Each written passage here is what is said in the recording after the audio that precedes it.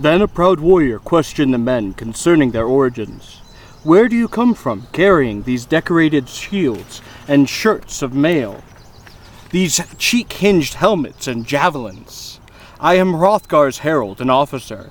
I have never seen so impressive or large an assembly of strangers. Stoutness of heart, bravery not banishment, must have brought you to Hrothgar.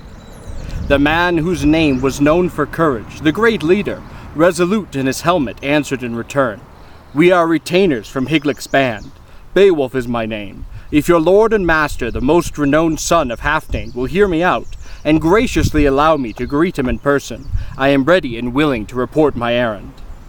Hrothgar replied, a Wendel chief, renowned as a warrior, well known for his wisdom and the temperance of his mind. I will take this message, in accordance with your wish, to our noble king, our dear lord, friend of the Danes, and giver of rings. I will go and ask him about your coming here, then hurry back with whatever reply it pleases him to give. With that he turned to where Hrothgar sat, an old man among retainers. The valiant followers stood foursquare in front of his king. He knew the courtesies. Hrothgar addressed his lord. People from Geatland have put ashore. They have sailed far over the wide sea.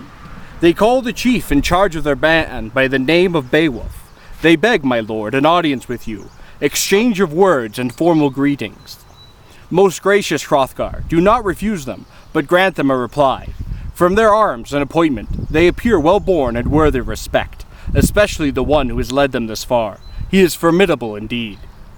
Hrothgar, protector of shieldlings, replied, I used to know him when he was a young boy. His father before him was called Ithriel.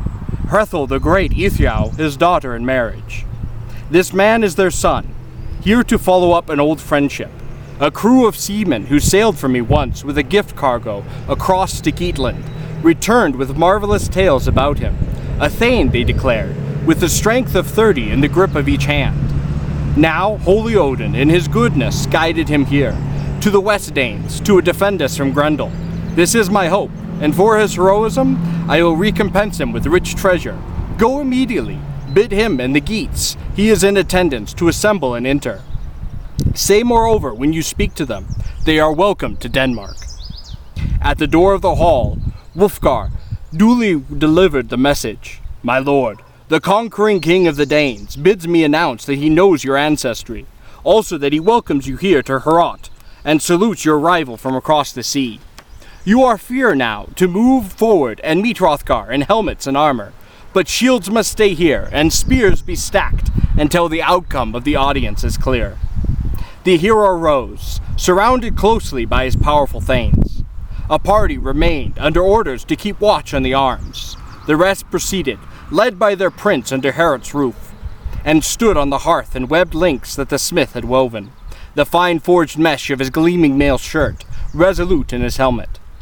Beowulf spoke. Greetings to Hrothgar. I am Hyglaic's kinsman, one of his whole troop. When I was younger, I had great triumphs. Then news of Grendel, hard to ignore, reached me at home. Sailors brought stories of the plight you suffer in this legendary hall. Now it lies deserted, empty, and useless once the evening light hides itself under heaven's dome. So every elder and experienced councilman among my people supported my resolve to come here to you, King Hrothgar, because all know of my awesome strength.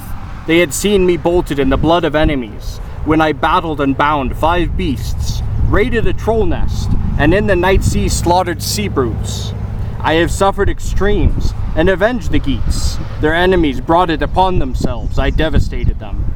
Now I mean to be matched for Grendel, settle the outcome in single combat. And so my request, O King, of bright Danes, dear Prince of the Shieldlings, friend of the people in the ring of defense, my one request is that you won't refuse me, who have come this far, the privilege of purifying Heorot, with my own men to help me and nobody else. I have heard, moreover, that the monster scorns in his reckless way to use weapons. Therefore, to heighten Hyglaic's fame and gladden his heart, I hereby renounce sword in the shelter of broad shield. The heavy warboard, hand to hand, is how it will be, a life and death fight with the fiend. Whichever one death fells must deem it just judgment by God.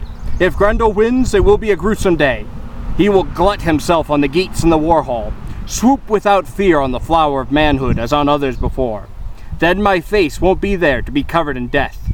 He will carry me away as he goes to ground, gorged and bloodied. He will run, gloating with my raw corpse, and feed on it alone in cruel frenzy, fouling his moor nest. No need then to lament for long or lay out my body. If the battle takes me, send back this breast-webbing that Wieland fashioned and Hethel gave me. To Lord Hygelac, fate goes ever as fate must. Hrothgar, the helmet of shieldling, spoke. Beowulf, my friend, you have traveled here to favor us with help and to fight for us. There was a feud one time, begun by your father with his own hands. He had killed Hithelf, who was a Wulfing, so war was looming, and his people, in fear of it, forced him to leave. He came away with them rolling waves to the South Danes here, the sons of honor. I was then in the first flush of kingship, establishing my sway over all the witch strongholds of the heroic land. Hrothgar, my older brother, and the better man, also a son of half-Danes, had died. Finally I healed the feud by paying. I shipped a treasure trove to the Wulfings, and Hrothgar acknowledged me with oaths of allegiance. It bothers me to have to burden anyone with all the grief Grendel has caused, and the havoc he has wreaked upon us in Heorot. Our humiliations. My household guard are on the wane. Fate sweeps them away into Grendel's clutches. But Thor can easily halt these raids and harrowing attacks. Time and again, when the goblets passed and seasoned fighters got flushed with beer, they would pledge themselves to protect Heorot and wait for Grendel with whetted swords. But when dawn broke and day crept in, each empty, blood-splattered bench, the floor of the mead hall where they had feasted would be slick with slaughter, and so they died, faithful retainers, and following dwindled. Now take your place at the table. Relish the triumph of heroes to your heart's content. Then a bench was cleared in the banquet hall, so the Geats could have room to be together, and the party sat, proud in their bearing, strong and stalwart. An attendant stood by with decorated pitcher, pouring bright helpings of mead, and the minstrel sang, filling Heorot with his head-clearing voice, gladdening the great rally of great Geats and Danes.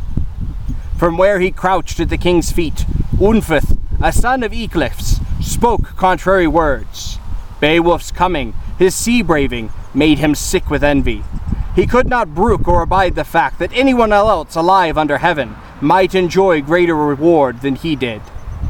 Are you the Beowulf who took on Breca in a swimming match on the open sea, risking the water just to prove that you could win? It was sheer vanity made you venture out on the main deep, and no matter who tried, friend or foe, to deflect the pair of you, neither would back down. The sea test obsessed you. You waded in, embracing water, taking its measure, mastering currents, riding on the swell. The ocean swayed, winter went wild in the waves, but you vied for 7 nights, and then he outswam you, came ashore the stronger contender. He was cast up safe and sound one morning among the Hethrams, then made his way to where he belonged in Bronding country, home again, sure of his ground and strong room and brawn. So Breca made good his boast upon you, and was proved right. No matter, therefore, how you may have fared in every bout and battle until now, this time you'll be worsted. No one has ever outlasted an entire night against Grendel. Beowulf, Ecgló's son, replied, Well, friend Unferth, you have had your say about Breca and me, but it was mostly beer that was doing the talking. The truth is this. When the going was heavy in those high waves, I was the strongest swimmer of all. We'd been children together, and we grew up daring ourselves to outdo each other, boasting and urging each other to risk our lives on the sea. And so it turned out, each of us swam holding a sword, a naked, hard-proof blade for protection against the whale beasts. But Breca could never move out farther or faster from me than I could manage to move from him. Shoulder to shoulder we struggled on for 5 nights, until the long flow and pitch of the waves, the perishing cold night, falling and winds from the north drove us apart. The deep boiled up in its willowing sent the sea brutes wild. My armor helped me to hold out. My hard ringed chainmail, hand forged and linked, a fine, close-fitting filigree of gold, kept me safe when some ocean creature pulled me to the bottom. Pinioned fast and swathed in its grip, I was granted one final chance. My sword plunged, and the ordeal was over.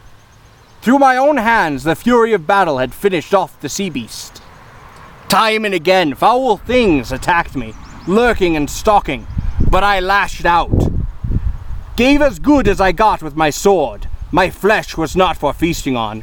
There would be no monsters gnawing and gloating over their banquet at the bottom of the sea. Instead, in the morning, mangled and sleeping the sleep of the sword, they slopped and floated like the ocean's leavings. From now on, sailors would be safe. The deep-sea raids were over for good. Light came from the east, bright guaranteed of Odin, and the waves went quiet. I could see headlands and buffeted cliffs. Often, for undaunted courage, fate spares the man. It was not already marked. However, it occurred. My sword had killed 9 sea monsters.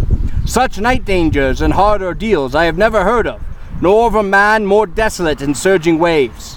But worn out as I was, I survived. Came through with my life. The ocean lifted and laid me ashore. I landed safe on the coast of Finland. Now, I cannot recall any fight you entered, Unferth. That bears comparison. I don't boast when I say that neither you nor Brecca were ever much celebrated for swordsmanship, or for facing danger on the field of battle. You killed your own kith and kin, so for all your cleverness and quick tongue, you will suffer damnation in the depths of Hela. The fact is, Unferth, if you were truly as keen or courageous as you claim to be, Grendel would never have got away with such an unchecked atrocity. Attacks on your king, havoc in Heorot, and horrors everywhere. But he knows he need never be in dread of your blade making a mizzle of his blood, or of vengeance arriving ever from his quarter, from the victory of shieldlings. The shoulders of the spear. He knows he can trample down your Danes to his heart's content, humiliate and murder without fear of reprisal, for he will find me different. I will show him how Geats shape to kill in the heart of battle. Then whoever wants to may go bravely to mead, when morning light, scaffed in sundazel, shines forth from the south, and brings another daybreak to the world. Then the grey-haired treasure-giver was glad. Far famed in battle, the prince of bright Danes, and keeper of his people, counted on Beowulf, and the warrior's steadfastness and his word. So the laughter started.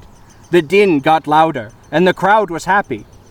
Hrothgar came in, Hrothgar's queen, observing the courtesies. Adorned in her gold, she graciously saluted the men in the hall, then handed the cup first to Hrothgar, their homeland's guardian, urging him to drink deep and enjoy it because he was dear to them.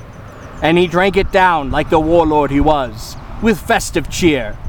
So the helming women went on her rounds, queenly and dignified, decked out in rings, offering the goblet to all ranks, treating the household and the assembled troop, until it was Beowulf's turn to take it from her hand.